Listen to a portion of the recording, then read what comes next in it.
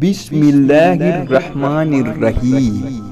شروع کرتا ہوں اللہ کے نام سے جو نہایت رحم کرنے والا اور بہت رحم کرنے والا ہے۔ السلام علیکم ورحمۃ اللہ وبرکاتہ۔ دوستو، آج ہم آپ کو بتانے جا رہے ہیں سانپ اور مور کو جنت سے کیوں نکالا گیا۔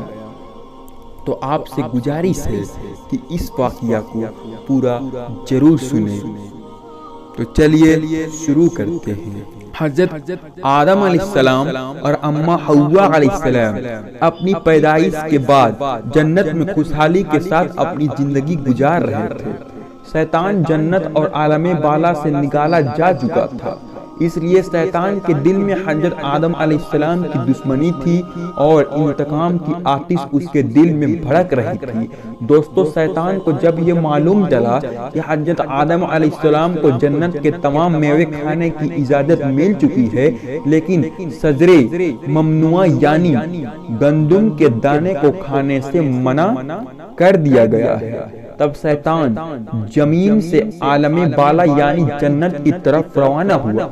جنت میں شیطان کا داخلہ منع تھا، لیکن تین اس میں اعظمیات تھے جس کا ورد کر کے بھی وجہ سے شیطان کو یہ طاقت حاصل ہو گئی کہ وہ پہلے آسمان سے ساتویں آسمان تک پہنچ گیا۔ وہ جنت کے دروازوں پر بنے ہوئے دو چبوتروں میں سے ایک پر بیٹھ گیا اور 300 سال تک انتظار کرتا رہا کہ کوئی جنت سے باہر آئے اور وہ اس سے اپنے مطلب کی بات کر سکے۔ اچانک مور جنت سے باہر آ گیا۔ اس کو دیکھتے ہی شیطان خوش ہوا اور اس سے کہنے لگا کہ اے خوش نما پرندے، تم کون ہو؟ مور نے جواب دیا، میں مور ہوں۔ اس کے بعد مور نے کہا، تم اپنے بارے میں بتاؤ، تم کون ہو؟ شیطان نے کہا، میں عالم کروبیہ کا ایک فرشتہ ہوں اور ہمیشہ اللہ کی یاد میں رہتا ہوں۔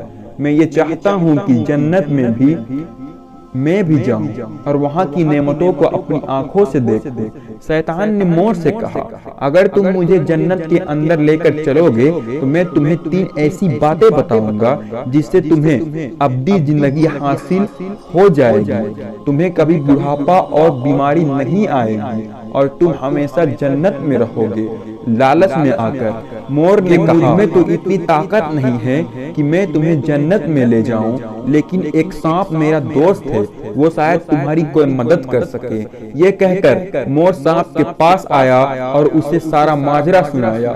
سانپ بھی شیطان کی بات سے بہت خوش ہوا اور اسے اپنے منہ میں چھپا کر جنت میں داخل ہونے میں کامیاب ہو گیا اور شجرے ممنوعہ یعنی اس گندم کے پاس پہنچا دیا جو حضرت آدم علیہ السلام اور حضرت حوا علیہ السلام کو کھانے سے منع کیا گیا تھا۔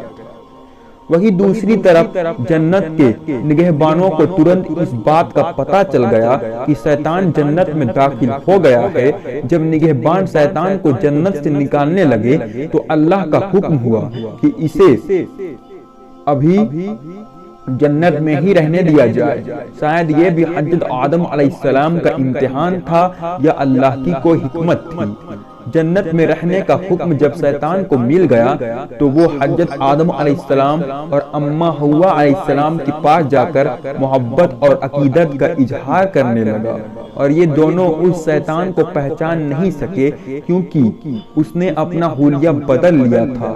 حضرت آدم علیہ السلام نے سے کہا کہ میں چاہتا ہوں آپ جنت میں اسی طرح سے خوشحال زندگی گزارتے رہے۔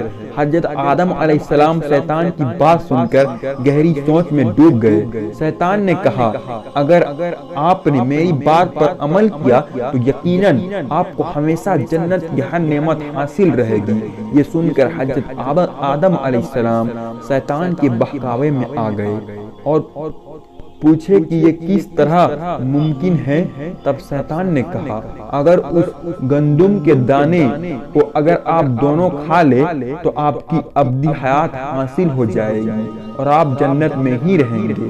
یہ بات سن کر حضرت آدم علیہ السلام کے دل میں رجحان پیدا ہو، لیکن ان کے دل میں اللہ کی نافرمانی کا خوف آ گیا، لیکن حضرت اماں ہوا شیطان کی باتوں میں آ گئی اور ان کے کہنے پر دونوں نے اس گندم کے دانے کو کھا لیا، جس کے بعد دونوں بے لباس ہو گئے۔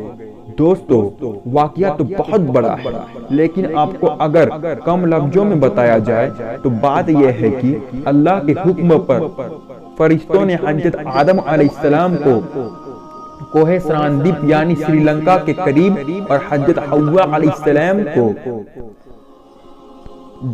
جیدہ کی سرزمین پر اتار دیا۔ شیطان کو جنت سے حضرت آدم علیہ السلام کو سجدہ نہ کرنے پر نکال دیا گیا تھا۔ جنت میں ہر نعمت موجود تھی۔ حضرت آدم علیہ السلام خوش تھے مگر تنہا رہتے تھے۔ اس کے بعد اللہ تعالیٰ نے ان کی تنہائی کو ختم کرنے کے لیے ان کی پسلیوں سے حضرت حوا کو پیدا فرمایا۔ دونوں ایک ساتھ رہنے لگے۔ اللہ تعالیٰ نے انہیں ایک خاص پھل کے قریب جانے سے منع کیا اور فرمایا، اگر تم نے اسے کھایا تو ظالموں میں شمار ہو جاؤ گے۔ اسی جنت میں مور اور سانپ بھی رہتے تھے۔ ان کا جنت سے باہر بھی آنا جانا تھا۔